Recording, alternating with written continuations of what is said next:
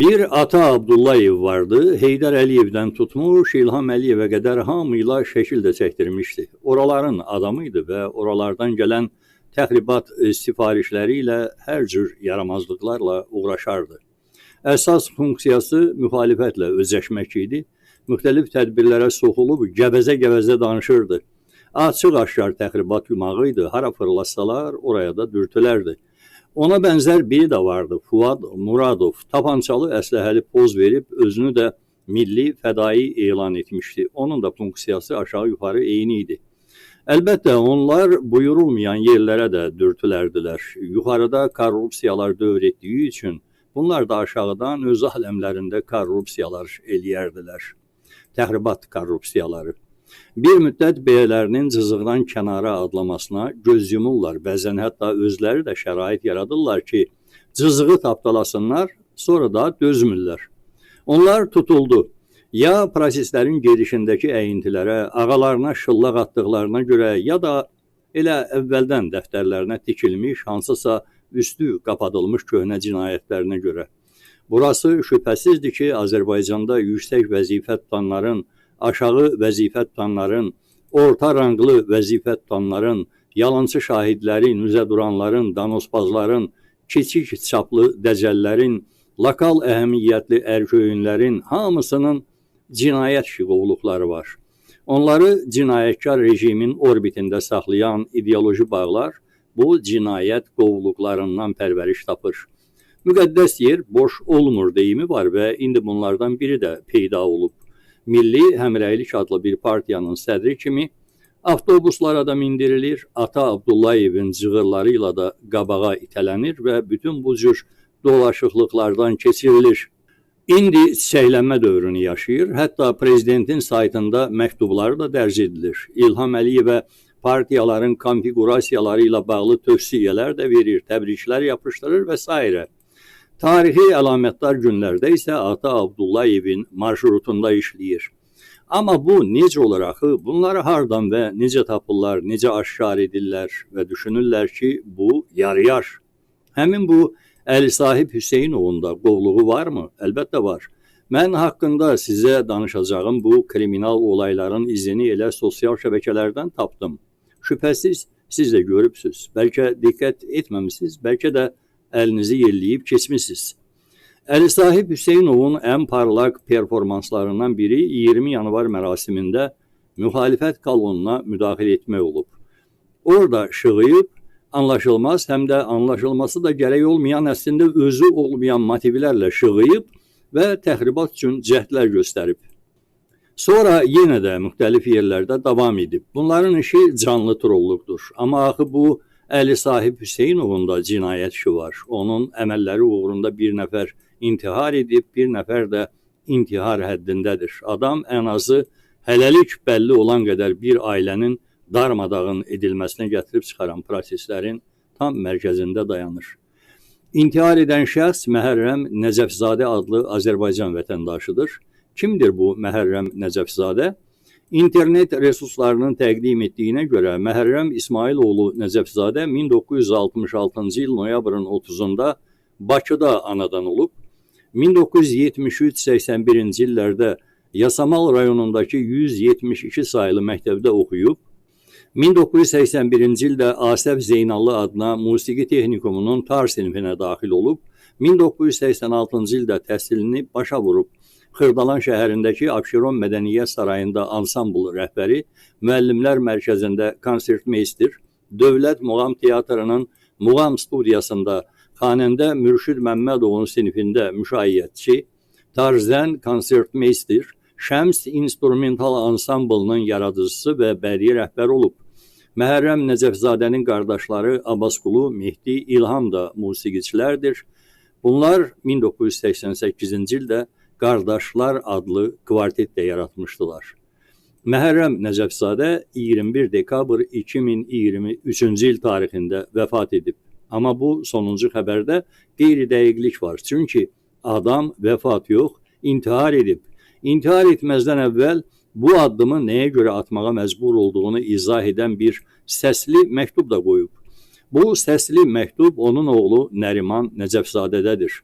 Yalnız səsli məktub deyil, bir çox başqa sənədlərlə də birlikdə. Gəlin öncə intihar etmiş Məhərrəm Nəcəfzadənin ölümdən əvvəlki son çıxışını dinləyək. Bizim ailə, bizim nəsil təmiz nəsil olub, baş nəsil olub. Bu quldur dəstəsi ləkələmək üçün əllərindən gələni elədilər. Ailəni, ailə üzvlərimi şantaj, hədə, qorxu, hər şeyə nail oldular. Allah onların bəlasını versin inşallah. Mənim ailəmin, ailə üzvlərimin, özümün, qızımın, babalarımın bu hala düşməyində, yəni bu həddə gətirib çatdırılmağında başda mənim şərəfsiz kürəkənim Vüsal. O gəldi, girdi, daxil oldu. Malıma, mülkümə görə tamamla gəldi ki, sahib çıxsın. Ondan sonra şərəfsizcəsinə, nakişiliyinə ailəsini dağıtdı. Ailəsindən boşandı. Ondan sonra ailəmizə Əli Sahib, Hüseynov, Bəhruz Mirzəyev, Vahab Hüseynov, ən sonunda da Quldurbaşı, Eleonora Əhmədova daxil oldular. Yəni, Vüsalın sahib ola bilmədiyi malıma, mülkümə onlar sahib çıxdılar. Şantajla, maşinliklə, nə deyim, xaincəsinə, arxadan zərbələrlə mənə vura-vura gəldilər. Beləsinə şantajlar, beləsinə qorxulu hədələr vasitəsilə qızımı bu hala saldılar onlar. Mənim qızım Nərminə məcburi surətdə yazdırıb ki, güya qızımın ona 500.000 manat borcu var. Tamamilə ağ yalandı. 500.000 manat borc tarixi boyu ola bilməz. O ancaq və ancaq onu məcbur edib mənim evlərimi ələ keçirmək üçün. Amma dedim ki, mərhum Məhərrəm Nəcəfzadənin oğlunda bir çox başqa sənədlər də var. Ölümə aparan bu ağır və dəhşətli prosesin detalları ilə bağlı bilgilər var. Axı ailənin başına gətirilən bütün qaranlıq işlər, faciələr, istirablar hər gün bu gənc adamın gözləri qarşısında baş verib. Nə deyir Nəriman Nəcəfzadə? Onu da dinləyək. Mən Nəcəfzadə Nəriman Məhərrəm oğlu buradan sizə şikayət edib onu bildirmək istəyirəm ki, Milli Həmrəylik Partiyasının sədri Əli Sahib Hüseynov və onun yanında olan Eleonora Əhmədova Əhməd qızı, Vahab Hüseynov və Bəhruz Mirzəyev haqqında bizim ailənin başına oynasan şəxslər haqqında daha doğrusu sizə danışmaq istəyirəm və şikayət kimi bildirmək istəyirəm. Bu 4 nəfər şəxs, qruplaşmış şəxslər mənim atamı Nəcəfzadə Məhərrəm İsmailoğlunu amansızcasına borc xərcə, heç erməni belə hərəkətləri eləməz. Bunlar o hərəkətləri elədilər atama qarşı. Nə bilim, universitet açırıq, nə bilim, sənin yaşadığın evin mənzilin üstünə əlavə kvadrat yazdırıram. Samir Nuriyev bizim adamdır, nə bilim, belə çalan adlardan istifadə edərək atamdan pullar mənimsəyib yedilər. Atamı müxtəlif məbləğlərdə pullar istəyiblər ondan. Nə bilim, evlərin üstünə tikili olmuyor 235 kvadratı. 235 kvadrat yaşayış sahəsinə əlavə 600 kvadrat yazdıracağını söyləmiş Elyanura Əhmədova və buna görə də atamın xüsusi yaşayış məntəqəsi olan, ümumi birgə payı olan ata evindən ona məxsus olan payı Elyanura da burada ona fırlatmaq istəyirdi. Ona görə də baş etibarnamələri rəsmiləşdirib ki, atama. Bəs mən güya Samir Nuriyevgilin adamıyam. Onların yanına gedəndə deyəcəyəm ki, bax bu sənədlə bu ev mənimdir. Belə atamı aldadaraq pullar diləndiriblər. Atamın dostu Rauf adlı şəxsdən atamın əli ilə 143.000 manatlıq qızılı orada götürüblər. Arif Əliyev adlı şəxsdən 27.000 manat dəyərində qızıl götürüblər, lambardlara qoydurublar ki, işlər alınır. Nə bilim, bizim şəhər salmada belə adamlarımız var, elə adamlarımız var. Bacımı da güyamış ki, Elyanura Əhmədova Heydər Əliyev adına universitet açılıb, ora sərmayə qoyuruq. Hətta o Heydər Əliyev adına universitetin açılışı ilə bağlı Elyanura mənim özümə şəxsən 10.000 manat Turanbankın Yasamal filialından Hakim Abbasov 84 filialından, ünvanında yerləşən filialından mənim adıma 10.000 manat atamın dostunun zaminliyi vasitəsilə və rəhmətli atamın zaminliyi vasitəsilə mənim adıma 10.000 manat pul rəsmiləşdirilmişdi. Həmən bu universitetə görə evlatdı ki, narahat olma. Bir dənə də yaxşı and yeri var. İmam Hüseyin haqqı, bəs yaxşı olacaq. Bütün bu olayların da başında özünü tülkü kimi aparan Əli Sahib Hüseynovdur. Əli Sahib Hüseynov çox tülkü, maşennik, bütün bu adlar ona necə lazımdır yapışır. Mənim atamı vardan yoxdan çıxartdı. Bağını aldı, mənimsədi. Hamısının arxasına keçsən elə Vahab yox, Əli Sahibdir. Əli Sahib Hüseynov bağımızın dalına bir keçdi. Ondan sonra Ellanı qızışdırıb, hamısı bunlar bir qrupda, bir bandadılar. Elyanura Əhmədova göndərdi ki, bəs universitet adı ilə belə elə. Özünü də tülkü kimi elə qəşəng qırağa çəkir ki, güya onun bu olaylardan heç bir xəbəri yoxdur. Amma yalan deyir, gözünün içinə kimi yalan deyir. O bütün bu atamın və bacımın başına gələn olayların başında dayanan Əli Sahib Hüseynov Vəlioğludur. Və bunun yanında olan Əli Sahibi bizə gətirib calayan Bəhruz Mirzəyev, Rasim Mirzəyevin qardaşı oğlu, prezident aparatında işləyir. Vallahi onu bilmirəm, nə işləyir.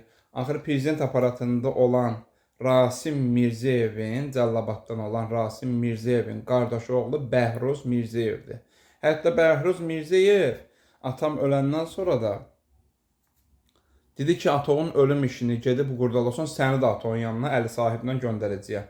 Yəni, bizi bilirsən də, biz elə belə adam deyilik. Yəni, həmişə də deyirdilər ki, nə bilim, filan yerdə bizim sözümüz keçir, Azərbaycanda bizi tanıyırlar, nə bilim nə. Daha ki, hətta təzə bunları tanıyanda atama demişdilər ki, Əli Sahib vəzifəyə gedəcək, nə bilim, nazir olacaq. Amma onu bilmədim, nə nazir olacaq, amma demişdilər ki, nazir gedəcək Əli Sahib. Yəni, bax, belə süni adlardan istifadə edərək bizim ailənin axırına çıxıblar bunlar. Bu 4 nəfər şəxs, Elyanura Əhmədova, Əli Sahib Hüseynov, Vahab Hüseynov, Bəhruz Mirzəyev. Bu 4 nəfərin ucbatından biz bugünkü gün çox pis vəziyyətdəyik, aznacaqlı bir vəziyyətdə. Atam hətta özünü intihar etməmişdən öncə bu 4 nəfərin haqqında yazılar yazıb. Məndə bəs qədər materiallar var. Məndə də deyirək, lazımi yerlərdədir. Məndə də var, nüsxələmişəm. Yəni, bunlara nə var? Mənə də səhərsin nəsə eləsələr belə, onu da bildirim ki, bizim ailənin heç bir düşmənçiliyimiz olmayıb, heç kimdən indiyənə kimi. Mənim, anamın, 2 uşağım və bacımın, bu 5 nəfərin, 6 nəfərin bizə nəsə olarsa, atamı necə o dünyaya göndərdilər, məcbur edib. Atam özünü səhər tezdən durdu, ipdən asıb öldürdü. Əli Sahibə görə, Elyanuraya görə, Vahaba görə, Bəhruza görə.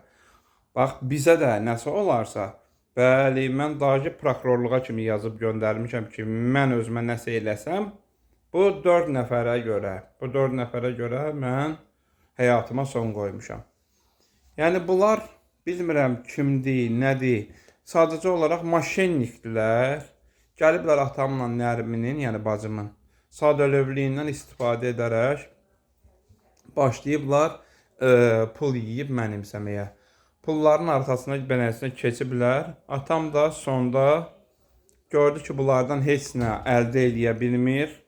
Atam Vəhabdan, Əli Sahibdən, Elyanuradan ən böyük Elyanura ilə Əli Sahib. Bax, ən böyük zərbəni Elyanura Əhmədova vurub. Nə bilim, mənim hər yerdə adamım var. Qızıl götür, nə bilim, nə götür, pul götür, para götür. Belə-belə bütün ailəni məhv edib qara günə qoydular. Bir də bu 4 nəfəri Gürcüstanda dəstəkləyən mayor ləqəbli bir də Ənvər adlı şəxslərdir. Bunlar Elyanuranın dayısı uşaqlarıdır. Ella güya deyirdi ki, bunlar lotudurlar. Və beləsinə, belə qara mundar hərəkətlərlə bizim ailənin axırına çıxdılar.